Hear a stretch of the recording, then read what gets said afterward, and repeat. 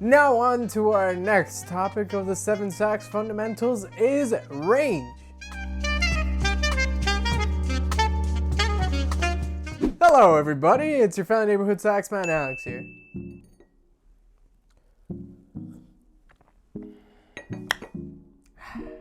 As you all may know, I love my coffees. I have it in every single one of my videos, and if not, I'm probably drinking coffee afterwards or before. So if you want to support me and the channel, buy me a coffee. Link is in the description down below. If you know about my Battle of the Sax Reeds 2021 video, there is a giveaway, so subscribe and comment only on those videos of which reed you thought was best. You'll enter in a chance to win special goodies by me, key leaves, and another surprise that I have for you. Round 2 is just around the corner, so stay tuned for that. Now on with saxophone pedagogy, work technique, etc.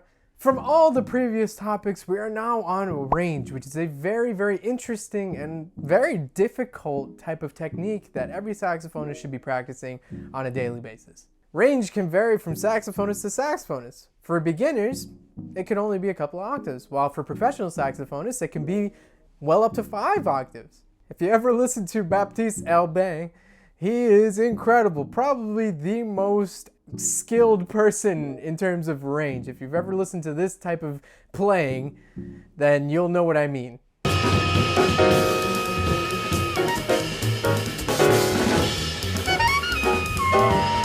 Studying range on the saxophone will get you more familiar with your saxophone in terms of when you have to do certain leaps, some certain intervallic changes between low, mid, high, and then the altissimo ranges. And it's important to understand that there are certain obstacles within every single part of those ranges. The low range for me starts in low F all the way down to the low B flat, our lowest note on the saxophone. And it's very important to note that they are very muddy notes, especially low C, low B flat, low C sharp can be very muddy notes. So it's very important to practice long tones in those lower ranges. It's very important to understand that articulation can change when you're playing in those low ranges. So just take that into consideration. When you go into the mid range, which is between low G all the way up to, I'd say, high G, you get into a nice buttery range where everything just kind of is neutral, nothing is too hard to achieve, all the notes are pretty evenly in tune, except for middle D, which is probably the most out of tune note on the saxophone. But other than that, you don't have to struggle too much. There aren't so many obstacles as with the low range or the other ranges. When you get up to the high range, which is from high G all the way up to your palm key F or F sharp, for those of you who haven't, the reed is vibrating much faster and we have the intuition to bite more on the reed, which can cause a lot of different obstacles with intonation, with articulation, and so much more. So it's important to note that. It's important to note also that the notes can get shrill, and the transition between the mid-range to the high range can seem very abrupt if you don't translate and really practice those transitions. And then there's the infamous altissimo range, the range that if you know how to do it, great. If you don't, it really sucks. I remember when I first played my first high G, I was so proud of myself. I was like, I am on top of the world. I am now a professional saxophonist, and boy was I wrong. I thought that was the highest note that anybody could play. No, I was so wrong. Again, if you reference Baptiste Albin,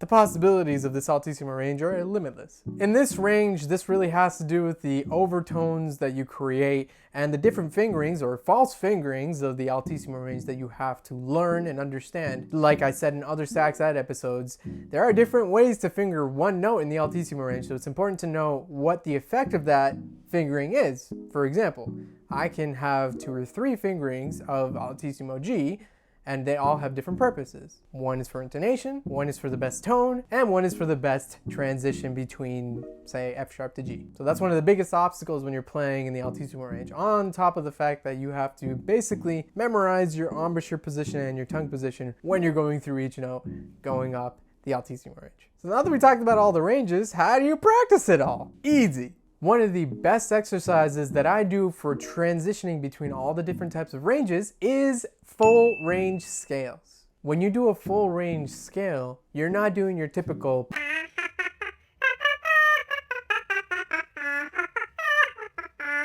no. You're not doing that. You're just starting from the lowest note of when that scale starts, which, for example, if we're doing a C major scale, you're starting from your low C, and you're going to the highest possible note that you can finger, and then immediately going back down to the lowest note below that C, which happens to be B natural, and then ending on the C. You can either do this with articulation, you can do this in certain tempos, you can do this in certain rhythms to help you facilitate going between the different types of ranges. For me, what I like to do is I start on low C, go all the way up to the altissimo C. I can go up to the D, then go all the way down to the low C, go to the low B, and then go back to C. Really, the hardest transition for me is between that high fork F or high palm key F all the way up to G. That can be kind of a problem for me, so I try to practice that a little bit beforehand, just the transition between F and G, and then practice the whole scale and see how well I did. If you are confused, stay tuned, I will show you a little example later. So that's just for transitions. In terms of practicing just altissimo or just practicing a certain range that's giving you some difficulties, like your lower pinky, your left hand pinky with the lower register, there are different ways that you can practice range. Chromatic runs are a very good way to get yourself very speedy and dexterous with getting the ranges down on your fingers. It's really all about the connectivity between you and the horn. If you know exactly what's going to happen in your low B, then there won't be a problem. You just have to be repetitive, consistent, and make sure that the exercise fulfills that error that you keep on making. So the chromaticism will do just that. If you start out slow, say at 60, 70 BPM, and just go chromatically from the low range B flat to B to C sharp, and then go back down, back to B flat, and keep on doing that 3 or 4 times, then you'll start to get used to the feeling of transitioning between the pinky B flat to the pinky B, and the hardest part is the pinky B to the pinky C sharp. Most of the time when I transition to the B to the C sharp, I get stuck in the middle, and then I'm just there, and it's not even a note. It's just kind of weird. I kind of squeak. Honk. So it's good to practice these chromaticisms. You can do this for every single range. You can do it for the altissimo range, do just, I'd say, up to a fourth of chromaticism line. Just go up and down, up and down, up and down until you feel comfortable. Then expand the range and expand until you get a nice octave where you feel the transitions are nice, where you feel that your one range of the altissimo is great, and then you can connect everything together with the full range scale. This also serves as a great warm-up exercise before you need to go to a performance. So if you don't have time, the best thing is to get your fingers warmed up with this chromaticism exercise. So I'll show you in a bit. So I'll show you these 2 tips. So sit back, relax, and I'll see you in a bit.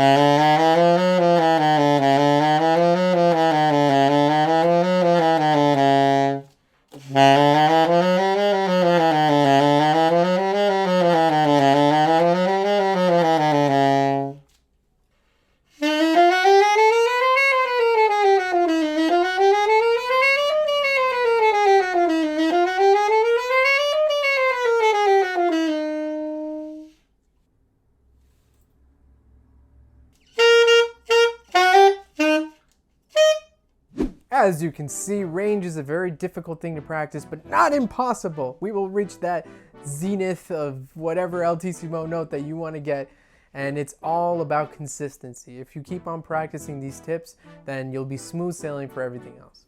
So thank you for watching the video. I hope you enjoyed these helpful tips. Don't forget to like and subscribe, and follow me on Instagram, Facebook, and TikTok for all your standards, beats, and much, much more. Have a great weekend, and stay saxy!